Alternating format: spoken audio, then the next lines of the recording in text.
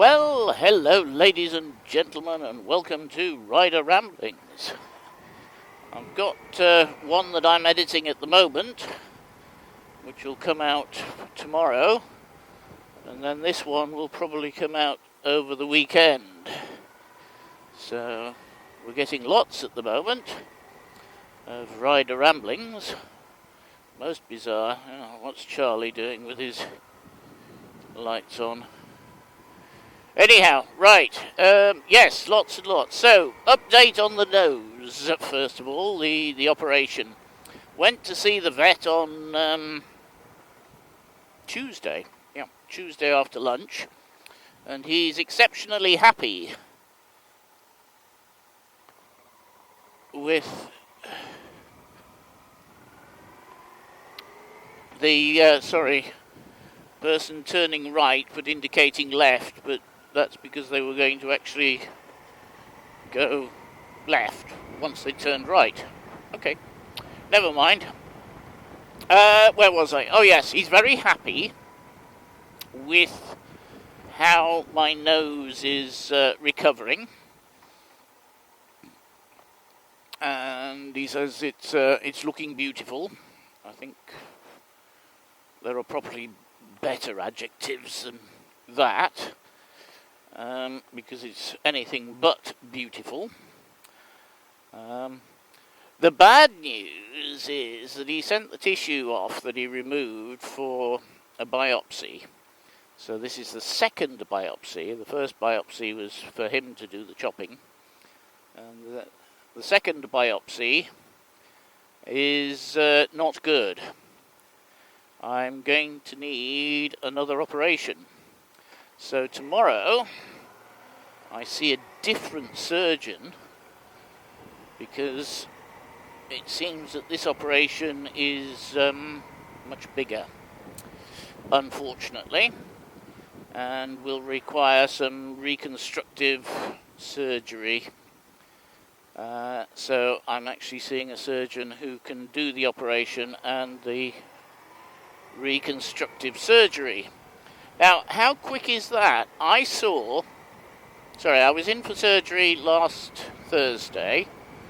I went to see my vet, the surgeon, Tuesday to have a look at it. He'd got the results from the lab, by then. And I'm actually seeing a different surgeon, on tomorrow, which is pretty quick. I don't know when they're going to do the surgery. My guess, and this is a guess, is probably 2 weeks' time. And the reason I'm guessing that is that they need to have time for the original surgery to heal more. But as I won't know until I've spoken to the reconstructive surgeon tomorrow at 11:30. So first of all, I do know that they need to take more tissue away, because the first surgeon told me that. He told me that we need to remove more tissue. And I have no idea what Charlie Gettier is doing. I don't think he does. He wasn't sure where I was, yeah. He wasn't paying attention to what was around him. I think he's a new bloke on the scooter. You don't need a license to ride those scooters, and you can be 14? I think you can be 14, actually, to ride them in France. Might be 15. I know it's less than 16. So anyhow, yes, getting back to the surgery and so on. McDonald's, look at it. I shall know tomorrow all I've been told by the original surgeon is that they need to take more. So they'll need to take from my nostril to the bridge of my nose and a little bit of the cheek that is connected to the nose. So that's the information I've been given, but the exact amount I don't know because, well, I've got to wait for the surgeon to tell me tomorrow. So anyhow, that's the news. So it looks like another visit to the hospital, and I think this time, instead of it being a day visit, it'll be under general anaesthetic. Sorry, I've got a Charlie in the white van who has no idea what he's doing behind me. I shall lose him because he's just dangerous. And I don't want to go into hospital for two reasons. I'd much rather just go in for my nose rather than being rear-ended by an idiot in a white van. Right, so that's the situation. Oh, grief. That's one hell of a turn. I'm glad I'm not driving that. So anyhow, yes, that's the situation as I know it. Torn up the tarmac on his turn, which is probably not good.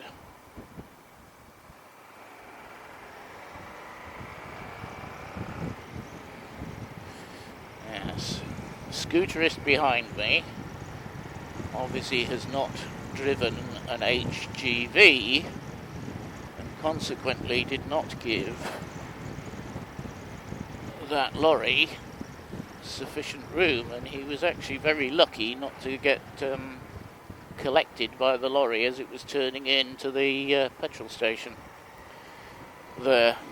Sorry, I haven't driven an HGV with it, which is a tractor and trailer unit, but I've driven up to about 12, is it 12 tons, 12 and a half tons? Can't remember what the limit is. Something like this lorry here.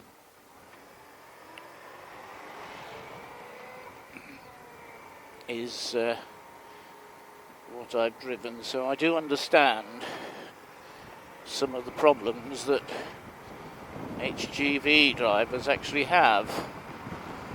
I'm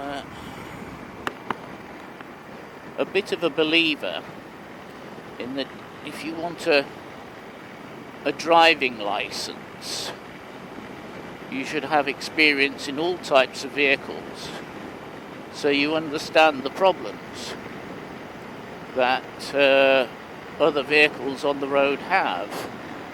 Anyhow, we're off topic. I'm about to join the A4, so a bit of a short one today. As per usual, I'll leave the camera running in case there's anything interesting to report. Oh yes, the other bit of news is we've got a woman Prime Minister in France, Elizabeth Borne. Yes, nothing interesting. She's only been in office for 2 days, so not a lot's happening. And the other interesting piece of news before I go is that they're trying very hard in France, the powers that be, to introduce a control technique, which is an MOT to you and me.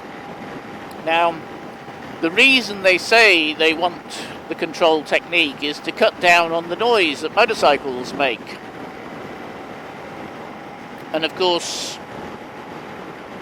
that's pretty ridiculous, because all you do is, if you want a control technique or an MOT on your motorcycle, is you put your original exhaust silencer back on, take the slip-on off, Okay, and then when you've had your MOT, you go back home, let the exhaust cool, and what do? Put the slip on, which doesn't have the baffles in, back on. So they're using the wrong argument for a control technique. To me, it would be much more sensible to use the argument of catching problems before they become a problem. But of course, every 2 years on a control technique, which is what it is in France, not every year like in the UK, I mean, you know, you're not really going to catch problems either. So it's, yeah, whichever one that they argue for, it's not really a good argument, because the powers that be, oh grief, has somebody binned it, I don't know, have basically said that, what was it I heard this morning? 0.16 or 18% of all the motorcycles in an accident, or that have been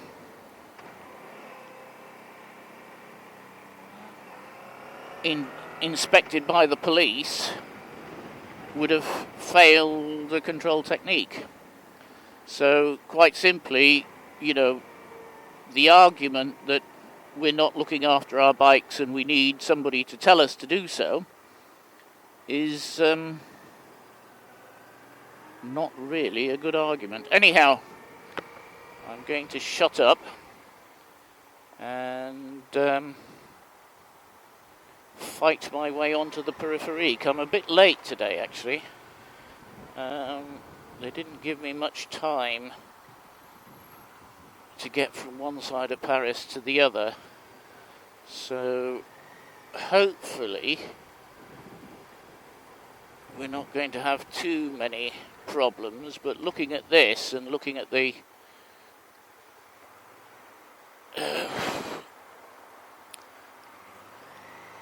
Périphérique, which we're going under right at this moment, that's it, the Périphérique is actually above us. I notice the traffic is not moving very quickly, so we'll have to hope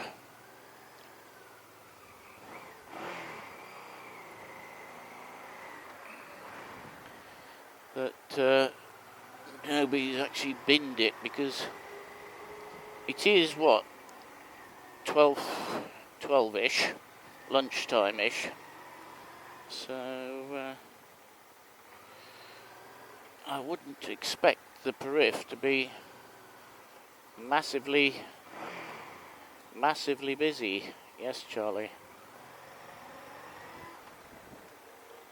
Ooh, VW nearly got taken out then, yeah.